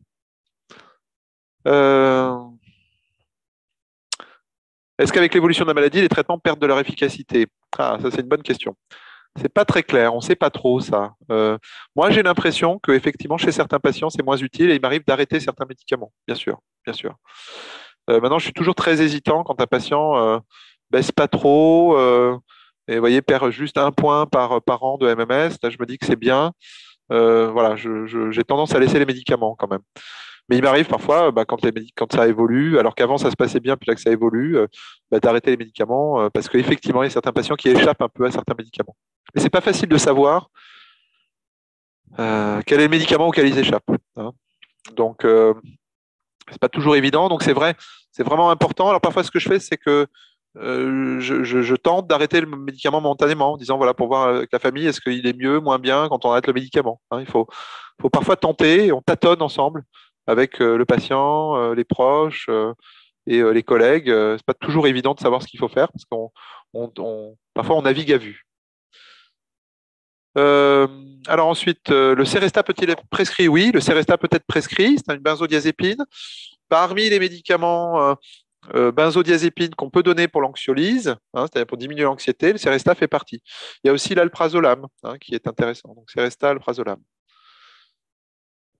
Alors, comment définir le stade sévère? Je vous l'ai dit, c'est une définition médicale où finalement il y a des gros troubles cognitifs, souvent des gros troubles physiques et souvent l'apparition de problèmes de comportement ou de problèmes d'incontinence. Voilà, mais pas toujours. Chaque patient étant différent, c'est une définition médicale en mesurant les tests cognitifs finalement. La gabapentine pour la maladie à corps de Lévy et la maladie d'Alzheimer. Écoutez, j'ai pas d'expérience avec la gabapentine. Ça dépend pourquoi. Vous savez que la gabapentine, c'est un médicament contre les crises d'épilepsie et certains patients atteints de maladie d'Alzheimer et maladie à corps de Lévy ou de maladie à corps de Lévy seul peuvent développer des crises d'épilepsie, en particulier à des stades sévères. Et donc, la gabapentine peut être utile pour lutter contre les crises d'épilepsie. Moi, je préfère la lamotrigine pour les crises d'épilepsie. Voilà, donc parce que c'est moins sédatif. La gabapentine, c'est quand même un médicament qui donne des vertiges. Et donc, comme il y a un risque de chute chez les patients atteints de maladie à corps de Lévy, surtout si c'est associé à une maladie d'Alzheimer, il faut faire attention. Voilà. Alors, les hallucinations olfactives, oui. J'ai des patients qui font des hallucinations olfactives. En général, je ne les traite pas. Hein, je ne traite pas les hallucinations olfactives parce que ce n'est pas angoissant, ce n'est pas perturbant. L'essentiel, c'est que le patient sache que c'est en lien avec sa maladie à corps de Lévy. Il faut être prudent. On n'est pas obligé de toujours traiter les hallucinations. Si on traite trop les hallucinations, on risque d'avoir les effets secondaires des médicaments. Et que ce soit le Leponex, en particulier le Leponex, c'est un médicament sédatif quand même. C'est pour ça qu'il faut donner des toutes petites doses. Souvent, on commence à un quart de comprimé de 25 mg, mais on ne va sûrement pas donner du Leponex pour des hallucinations olfactives, à moins que ce soit très, très, très, très, très gênant. Voilà. Pour les xélons, oui, pourquoi pas. Là, ça peut être utile si le patient est gêné un peu par ses hallucinations olfactives, c'est-à-dire notamment s'il sent des mauvaises odeurs alors qu'il n'y a pas de mauvaises odeurs. Alors, la confusion dans la maladie à corps de Lévy, là, c'est une question importante pour enrayer la confusion. La première chose à faire pour enrayer la confusion, c'est d'en chercher la cause. Il arrive souvent que ce soit à cause de problèmes d'une infection surajoutée, d'une maladie surajoutée, d'un problème cardiaque, enfin n'importe quoi, que le patient va être plus confus. Et donc à ce moment-là, si on traite l'infection, par exemple, à ce moment-là, le patient sera moins confus. Et il y aura souvent quand même une petite marge d'escalier. Le patient ne va pas forcément complètement revenir en arrière. C'est pour ça qu'il faut faire très attention. Dès qu'il y a une infection, il faut bien traiter le patient. Faire quelque chose. Alors parfois, quand on n'a pas de cause et qu'on pense que la confusion est directement en lien avec la maladie de corps de Lévy, qu'il n'y a pas d'autre chose, et qu'il n'y a pas de contre-indication, on peut essayer la rivastigmine ou le donépézil. Il ne faut pas qu'il y ait de contre-indication. notamment, attention aux contre-indications cardiaques de ces médicaments. Il y a d'autres contre-indications. Donc, de toute façon, ça, il faut bien voir ça avec le médecin traitant. Et si le patient était déjà sous rivastigmine, si on peut, c'est augmenter les doses de la rivastigmine, par exemple. Ou déjà sous danépésil, on peut augmenter les doses de danépésil. S'il n'y a pas de contre-indication à nouveau, ça, c'est le médecin traitant qui sait faire, ou le gériatre, le neurologue, le psychiatre. Maladie à corps de Lévy, héréditaire, rarement, très rarement. Je crois que Christine n'avait pas trop d'inquiétude par rapport à ça. Autant dans la maladie d'Alzheimer, il y a clairement des familles de maladies d'Alzheimer, autant dans la maladie à corps de Lévy, c'est moins le cas. Maintenant, il y a des triplications du gène synucléine. Alors, je suis désolé pour les trucs un peu techniques, là, triplication de la synucléine qui peut donner des corps de Lévy. On a des familles de corps de Lévy avec triplication. Bon, parfois aussi, certains gènes qui donnent la maladie d'Alzheimer donnent aussi la maladie à corps de Lévy. Mais bon, pour l'instant, je dirais qu'il ne doit pas y avoir pas qu'il y ait d'inquiétude. Par contre, il y a des gènes qui sont plutôt qui favorisent, enfin, qui augmentent le risque de maladie à corps de Lévy. Ça, oui. Il y a des gènes qui augmentent le risque de maladie à corps de Lévy, notamment la glucocérébrosidase ou GBA, mais aussi l'ApoE4.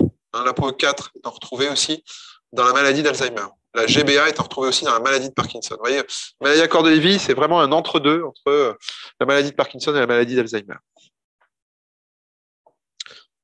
Voilà, donc ça, je crois que j'ai déjà répondu.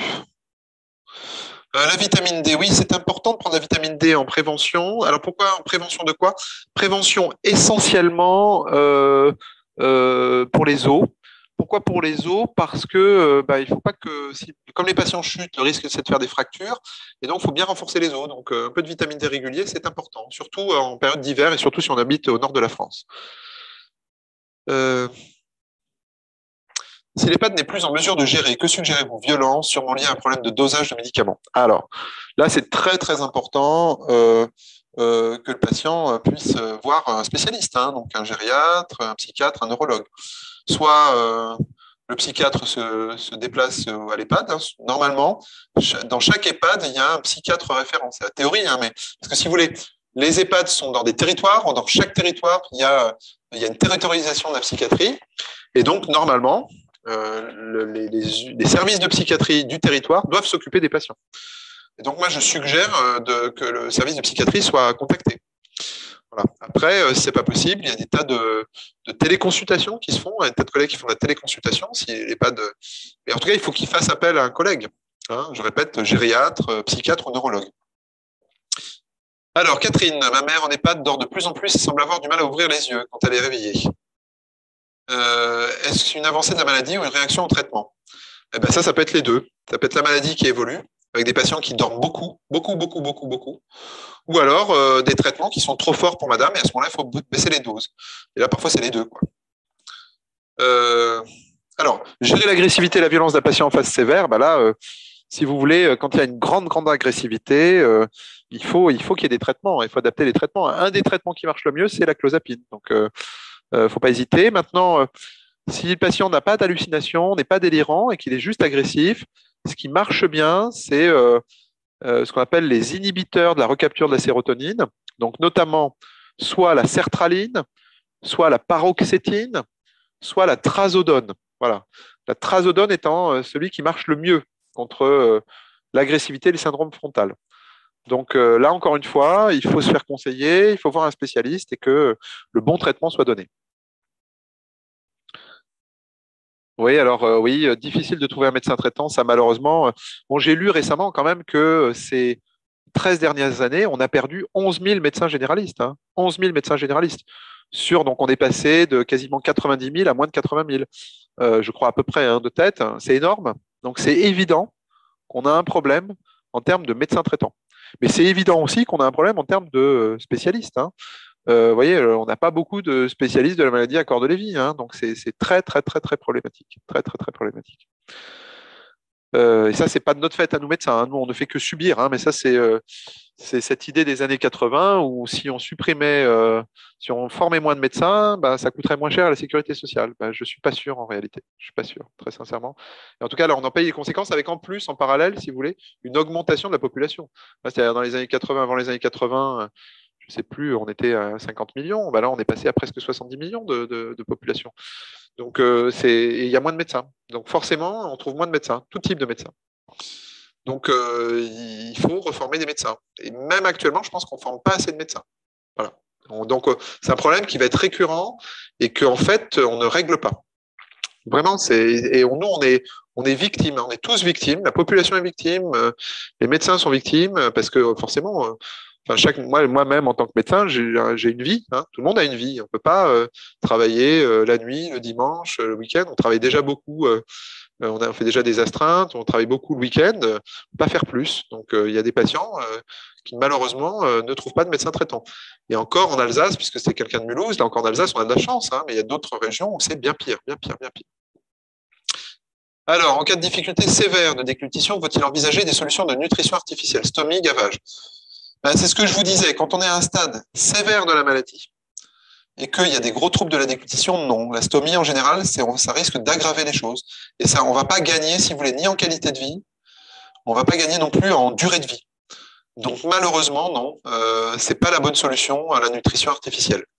Alors, ce qu'il faut savoir, hein, parce que c'est toujours angoissant d'imaginer que la patient va plus manger, ou plutôt qu'il va moins manger, mais c'est que le corps, petit à petit, s'habitue au jeûne. Ce qui est impressionnant, c'est le fait que le patient va maigrir, ça c'est évident. Mais le corps s'habitue au jeûne, et effectivement. Mais malheureusement, le fait de mettre une stomie, hein, c'est-à-dire ce que je vous ai expliqué là, c'est de mettre un petit tuyau directement dans l'estomac, bah, en fait, des collègues anglo-saxons ont bien montré que ça n'avait pas d'intérêt. C'était même délétère parce qu'on favorisait les infections, on favorisait les péritonites, c'est-à-dire les infections au niveau de l'intestin. Enfin, donc non. Chez un patient, par contre, qui est très précoce, qui est au tout début de la maladie, qui a des gros troubles de la déglutition, c'est différent. S'il est en bonne forme, là, on peut mettre éventuellement une stomie. Mais à un stade sévère, c'est plus la peine parce qu'on va être délétère pour le patient. On va lui faire plus de mal que de bien. J'ai beaucoup de questions. Je ne sais pas si je vais pouvoir répondre à tout. Comment savoir s'il y a une maladie à corps de vie, une maladie Alzheimer ou une maladie à corps de vie seule? Et bien ça, c'est l'expertise des consultations mémoire, des neurologues, des gériatres, des psychiatres qui vont pouvoir vous le dire. En général, quand une maladie Alzheimer se surajoute, il y a des gros problèmes de mémoire. Voilà, ça c'est un élément.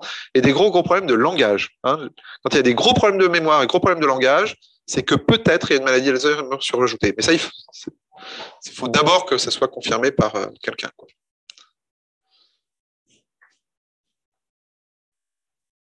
Alors, mon papa, donc merci beaucoup pour cette initiative, c'est Maude. Il est hospitalisé. Mon papa est hospitalisé en centre de rééducation. Son état s'est aggravé. Il crie, il est violent. Il était déjà très angoissé à la maison. Nous heurtons à pouvoir trouver une solution pour apaiser ses souffrances. Que recommanderiez-vous? Il faut essayer d'analyser pourquoi il crie.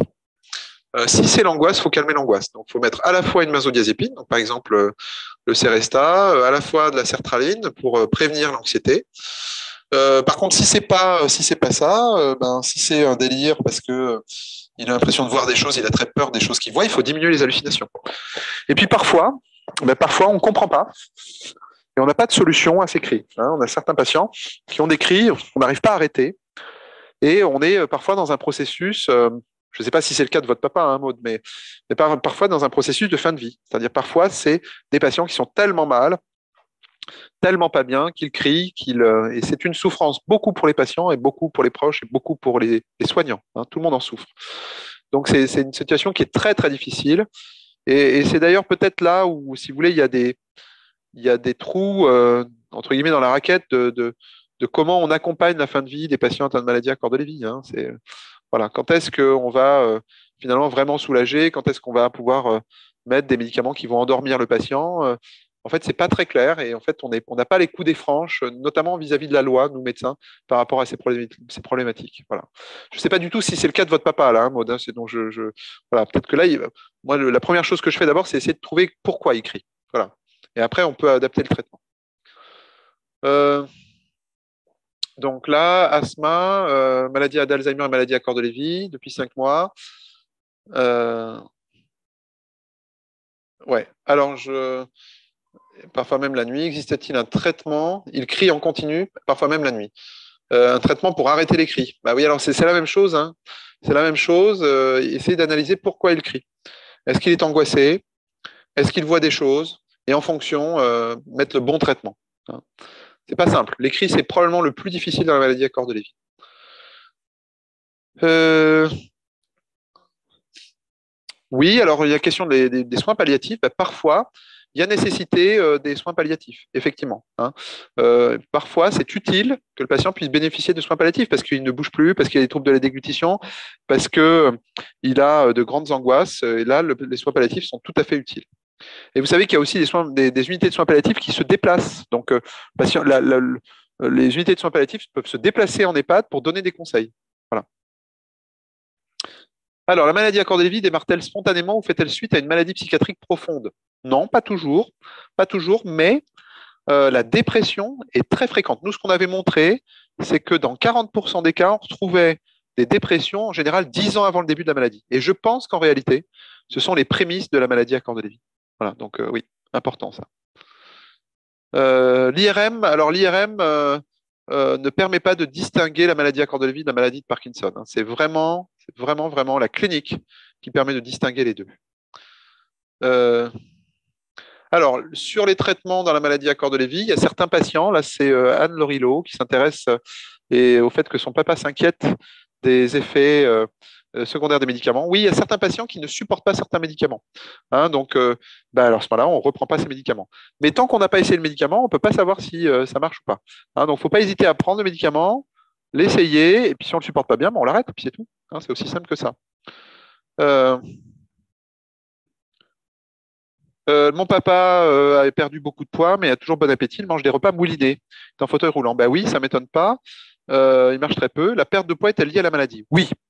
C'est d'abord les troubles de la déglutition, mais on pense aussi, si vous voulez, qu'à un moment dans la maladie, il y a une sorte d'hyper catabolisme, c'est-à-dire que finalement, le corps s'hyperactive, il perd beaucoup d'énergie, et même si le patient mange beaucoup, il va quand même se mettre à maigrir. Donc ça, c'est vraiment fréquent. Si c'est important que vous l'ayez dit, Stéphanie, c'est très fréquent au stade sévère qu'il y ait des pertes de poids importantes, pas que à cause des problèmes de déglutition, pas que à cause. Parce qu'en fait, il y a une sorte de perte d'énergie importante liée à la maladie.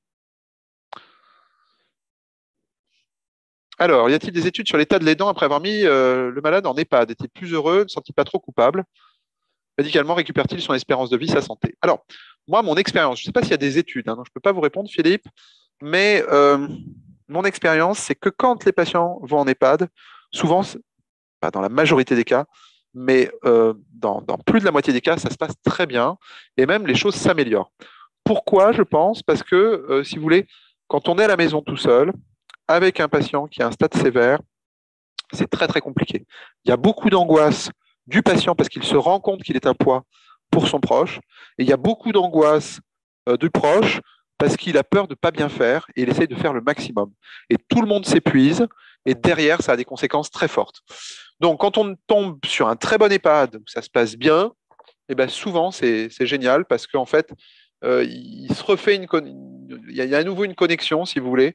Émotionnellement, c'est plus facile et le patient et l'aidant souvent en bénéficient. Après, je vous le cache pas, il y a des EHPAD où ça se passe pas bien, vous le savez aussi bien que moi. Et là, à ce moment-là, c'est compliqué, effectivement, hein. Donc la très très grosse fatigue, à nouveau Sandra, ça peut être le traitement, effectivement, mais souvent c'est la maladie, hein. Les patients atteints de maladie à Cordelévy dorment beaucoup, beaucoup, beaucoup, beaucoup. Moi j'ai des patients qui dorment 8 heures par jour, plus 10 heures la nuit. Vous voyez, donc ils n'ont pas beaucoup de temps où ils sont réveillés, hein. Et ça, c'est ce qu'on appelle les fluctuations de vigilance. Voilà. Oui, donc là il y a des commentaires, c'est bien. Euh, Oui, alors, en tant que professionnel de santé, comment accompagner les patients à l'arrêt de la conduite automobile? Bah, là, si vous voulez, l'arrêté de mars 2022, c'est la loi, hein. Donc, il faut rappeler la loi aux patients, hein. Quand on considère que c'est trop dangereux pour le patient et surtout pour les gens qui sont autour, qui risqueraient, je sais pas, les piétons, les enfants, les gens dans les autres familles, dans les gens dans les autres voitures, il y a un risque. Ben non, le patient doit arrêter de conduire. Il faut lui dire comme ça, et vous lui dire c'est trop dangereux. Moi, souvent, ce que je fais, c'est que je fais progressivement, hein. C'est-à-dire que je dis, écoutez, là, il faut plus faire beaucoup de kilomètres, hein. Il va falloir juste aller faire les courses, hein. Vous allez au supermarché d'à côté ou à votre boutique où vous avez l'habitude, mais pas plus. C'est juste ça. Et puis après, ben, il y a un moment donné, je dis, là, ça devient trop dangereux, vous avez trop de problèmes de concentration, vous avez trop de problèmes physiques et vous pouvez avoir trop de problèmes visuels et vous ne pouvez plus conduire. hein. Souvent, ils l'entendent, hein, mais il faut le dire, il faut être tout à fait honnête. Parce que et moi, je rappelle la loi, mais je rappelle aussi la dangerosité pour le reste de la population. Et c'est aussi, il faut qu'ils le sachent, c'est que s'ils continuent à conduire et que finalement il y a un problème et qu'on apprend qu'ils étaient atteints de maladie à corps de Lévy, qu'ils étaient à des stades évolués, ben, ils sont plus couverts par l'assurance, hein. Donc ça peut être très très compliqué, hein. Donc attention, attention, hein. C'est pas simple cette affaire, hein. Donc faut vraiment le rappeler aux patients. Quand c'est le moment d'arrêter de conduire, il faut le dire, quoi. Mais il faut l'annoncer, je pense, progressivement. Et il faut être aidé par la famille. Voilà. Alors, Bron, qui a eu la maman qui est décédée suite à des convulsions. Était grabataire depuis 7 mois, cris éprouvants. Elle semblait sans cesse apeurée. Alors là, vous voyez, ça, votre description, c'est si elle semblait sans cesse apeurée, c'est probablement qu'elle avait des hallucinations. Donc, il fallait traiter les hallucinations, le mieux par clozapine ou par d'autres traitements. Et donc, des convulsions, bah oui, parce qu'il peut y avoir des grandes crises d'épilepsie à cause de la maladie à corps de Lévy. Ça peut être une manière, malheureusement, de décéder, hein, c'est à cause des crises d'épilepsie. Elle était sous hypnomel à la fin, oui, qui est une puissante benzodiazépine, mais qui est nécessaire à mettre, hein, chez certains patients. Attention, hein, c'est important. Je n'ai pas dit qu'il faut le faire chez tous les patients, mais chez certains patients, il faut le faire. Voilà. Alors, en Ardèche, personne n'a jamais entendu parler de la maladie à corps de Lévy, Mandakini. Bah, il faut qu'ils écoutent. Il faut leur donner les coordonnées du site de la 2MCL et qu'ils connaissent mieux, hein, ça existe. Ils doivent se mettre au courant. Alors, Catherine, mon père est en train de basculer dans le stade sévère. Il est actuellement en clinique, sa rééducation avec ma mère, qui a eu une opération du genou. Il délire de plus en plus, n'a plus aucun propos cohérent. Il dit à ma mère qu'il veut la tuer. Il a aussi des gestes inappropriés vis-à-vis des infirmières. Il n'était pas du tout comme ça auparavant. Il a un pic de crise quelques jours et là, il est plus calme. C'est un effet de la maladie. Oui, c'est un effet de la maladie. Il semble frontal, hein, il semble désinhibé, votre papa. Je pense qu'il faut traiter la désinhibition. Là, il y a des traitements pour ça, notamment la sertraline ou la paroxétine ou la trazodone. Il faut en parler avec votre médecin traitant, c'est important. EHPAD, le Boisset, épisode paranoïaque de mon mari. Oui, c'est très fréquent. Ces délires de persécution des patients sont très fréquents dans la maladie à corps de Lévy. Il faut traiter le délire de persécution. La clozapine peut être une bonne solution. En Martinique, il n'existe pas de structure sur la maladie à corps de Lévy. Oui, mais il existe des EHPAD, je suis sûr. Il existe, j'imagine, des neurologues, des gériatres. Donc, il faut consulter un gériatre ou un neurologue, hein, Tétébo. Et il faut, s'il est à un stade sévère, envisager qu'il puisse ou qu'elle puisse aller dans un EHPAD. Hein. Je pense que c'est important. Mais voilà, ça m'est difficile de vous répondre. Mais il y a des gens qui connaissent la maladie à corps de Lévy en Martinique, j'en suis sûr. J'en suis sûr. Voilà, je crois que j'ai déjà répondu à certaines questions. Travail social, donc ça c'est Marie. Travail social, j'accompagne un monsieur de 62 ans avec la maladie à corps de Lévy, est en situation de handicap, déficit intellectuel depuis l'enfance. Est-ce que cette situation peut majorer les effets de la maladie à corps de Lévy? Oui, alors il a été décrit notamment dans la trisomie 21, des patients qui développaient aussi une maladie à corps de Lévy. Et il arrive que des patients qui ont un handicap mental puissent aussi développer une maladie à corps de Lévy. C'est sûr que les deux associés, souvent, ça ne fait pas bon ménage, hein, et ça peut s'aggraver assez rapidement, malheureusement. Hein, donc, il faut bien anticiper cela en tant que travailleuse sociale, hein, et bien border au sens que il faut, je ne sais pas dans quelle structure il habite, mais s'il n'est pas en structure, je pense que ce sera difficile pour les proches de tout gérer. Donc, il faut peut-être faire des inscriptions préventives dans une structure adaptée, peut-être en EHPAD ou autre, ça c'est à vous de voir, vous savez mieux que moi. Mon mari a de très nombreux malaises, Martine. Plusieurs dans la journée, vous n'en avez pas parlé. Alors là, les malaises, vous ouvrez un élément vaste parce que ça peut être des malaises avec des pertes de connaissance. S'il y a des mouvements, il faut penser éventuellement à des crises d'épilepsie. Ça peut être des malaises parce que c'est une syncope. Et là, c'est un problème cardiaque. Ça peut être des malaises parce qu'ils sont un peu perdus. Et là, ça peut être des fluctuations. Ça peut être des malaises parce qu'ils sont un peu perdus, et ils ont le regard fixe, et puis ils n'arrivent pas à revenir eux-mêmes. Ça peut être une crise d'épilepsie.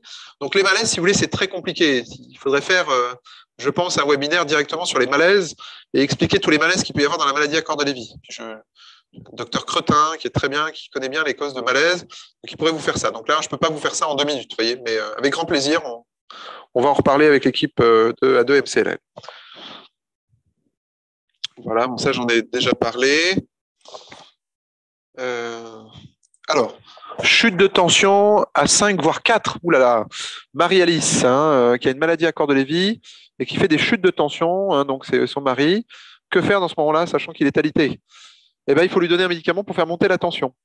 Vous avez des différents médicaments qui permettent de faire monter la tension. Moi, je trouve qu'un des meilleurs, c'est la fludrocortisone ou Flucortac. FLUCOR-TAC. Et donc, on monte les doses progressivement. 1, 2, 3, on peut aller jusqu'à 6 comprimés par jour. Il ne faut pas, la tension à 5, c'est très dangereux. Tension à 5, c'est très, très dangereux. C'est ce qu'on appelle des troubles dysautonomiques ou troubles neurovégétatifs. C'est fréquent au début, mais surtout au stade sévère de la maladie à corps de Lévy. Donc, il faut vraiment le traiter. Il faut vraiment le traiter. Alors, ma question, comment éviter les nombreux réveils nocturnes? Ça dépend pourquoi il se réveille. Soit il se réveille, ça c'est pro-venchère, soit il se réveille parce qu'il doit uriner 5 fois par nuit. C'est pénible pour tout le monde, pour lui, pour vous. Là, il y a des traitements. Et il faut vérifier d'abord tout un tas de choses, mais il y a des traitements. Je ne vais pas détailler ça parce que ça serait pareil un webinaire en soi. Mais il faut régler ça, le problème urinaire. Si ce n'est pas un problème urinaire et que c'est un problème de sommeil, ce qui marche bien quand même, s'il n'est pas agité la nuit, mais c'est juste qu'il se réveille, ce qui marche bien, c'est la mélatonine. Donc voilà, la mélatonine peut être une solution pour les réveils nocturnes. Voilà. Mais à condition qu'il ne dorme pas trop la jour, parce que s'il dort trop le jour, évidemment, il est possible qu'il ait inversé son rythme nectéméral. C'est-à-dire qu'il dort le jour et il ne dort pas la nuit. Mais là, il faut l'empêcher de dormir le jour pour qu'il puisse dormir la nuit, ce qui n'est pas simple. Et peut-être rajouter un peu de mélatonine pour qu'il se réenclenche la nuit, qu'il ait vraiment l'impression que c'est le bon moment pour dormir.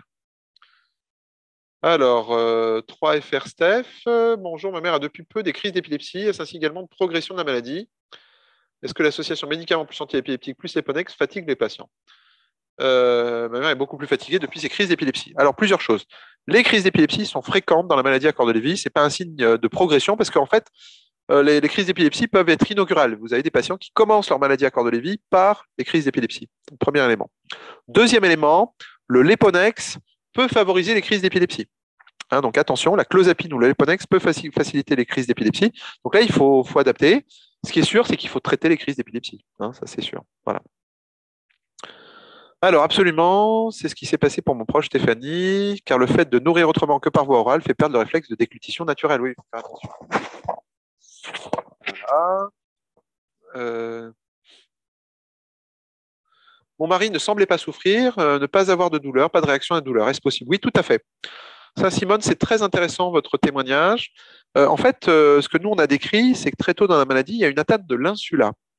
Or, cette atteinte de l'insula, mon impression, c'est qu'au début de la maladie, sur les aspects de douleur, a plutôt tendance à, chez certains patients, exacerber la douleur. Et puis, chez certains autres patients, avec l'évolution de la maladie, ils n'ont plus de douleur. Il y a une disparition de la douleur. Voilà, donc ça dépend beaucoup des patients. Donc oui, la question de la douleur qui est intégrée dans l'insula, qui est une structure qui est ici, l'insula, fait que certains patients vont avoir plus de douleur, d'autres patients, plus du tout de douleur. Donc quand on n'a plus du tout de douleur, c'est intéressant. OK. À partir de quelle posologie considère-t-on que la lévodopa est trop élevée? Alors ça, c'est compliqué de répondre parce que c'est très spécifique à chaque patient.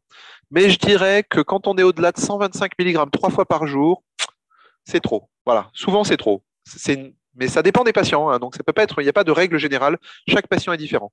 Mais disons que ma limite à moi, souvent, c'est 125 mg 3 fois. Voilà. Oui, très important. Pour les troubles de la déglutition, il faut prescrire de l'orthophonie pour venchère, tout à fait. Très important. Donc, l'orthophonie, c'est le traitement des troubles de la déglutition. Il faut le faire, absolument. Comme c'est le traitement des troubles cognitifs, enfin de la remédiation cognitive. Pour la réunion annuaire, moi je ne connais pas, mais peut-être que l'association peut répondre à ça s'il y a un spécialiste sur la réunion, mais n'hésitez pas à aller voir un neurologue, un gériatre ou un psychiatre. Souvent, ils connaissent bien.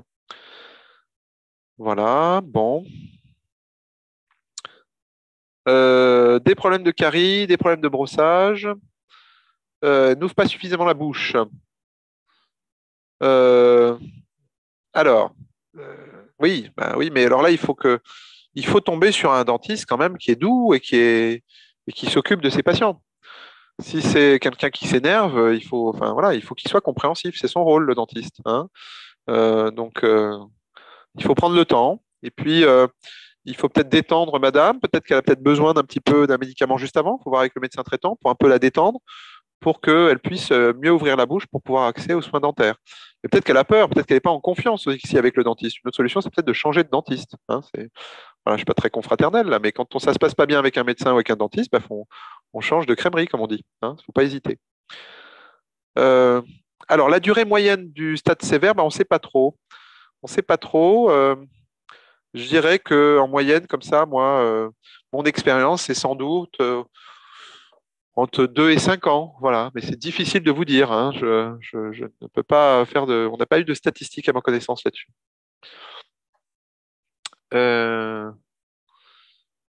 Oui, alors. Il y a des informations qui passent là, donc c'est très bien. Merci pour ceux qui donnent des informations. Oui. Alors, je vais finir par Stéphanie, ma mère, 75 ans, en EHPAD depuis 2 ans. L'équipe médicale est bien, mais le prix n'est pas terrible en EHPAD, bah oui, ça j'imagine. Avec la maladie à corps de Lévy, dominance Parkinson, diagnostiquée il y a 4 ans. Sa maladie a malheureusement pris le dessus depuis son entrée dans cet établissement. Elle est méconnaissable à ce jour. Perte importante de masse musculaire, donc en fauteuil roulant. Difficulté pour parler, propos inaudibles. Prend des médicaments suivants, 2 neuroleptiques, un anxiolytique et un antidépresseur. Car sujette aux hallucinations, pensées morbides. Dépression, son état s'est amélioré depuis 1 an. Est-ce qu'il peut y avoir des complications d'évolution avec la maladie à corps de Lévy? Oui. Bon, si les choses se sont améliorées, c'est plutôt bien. La seule chose que je repère là, si c'est plutôt une prédominance de syndrome parkinsonien, il ne faut pas oublier de mettre de la lévodopa pour qu'elle puisse finalement bien bouger. Voilà. Eh bien, écoutez, il y en avait des questions là, hein, n'est-ce pas, Vincent? Oui, il y a beaucoup de questions et j'ai suspendu. J'ai essayé de répondre du mieux. Ne m'en voulez pas si j'ai sauté certaines questions. J'essaie de faire au mieux, c'est pas facile. Hein. Ça demande beaucoup d'énergie. J'ai essayé d'en mettre. Voilà. Non, mais merci beaucoup, professeur, pour avoir répondu à presque 70 questions. Donc, en 45 minutes, c'est une super performance. Merci infiniment. Merci à vous. Merci à vous. Merci. On vous libère, professeur, car je sais que votre agenda est chargé. Un grand merci d'avoir animé cette conférence. Belle fin de journée à vous. À vous aussi, et belle fin de journée à tout le monde. Et puis, j'espère que voilà, vous connaissez mieux maintenant la maladie à corps de Lévy, que vous comprenez mieux le stade sévère. Voilà. Bonne continuation à tout le monde. Au revoir. À vous aussi. Au revoir.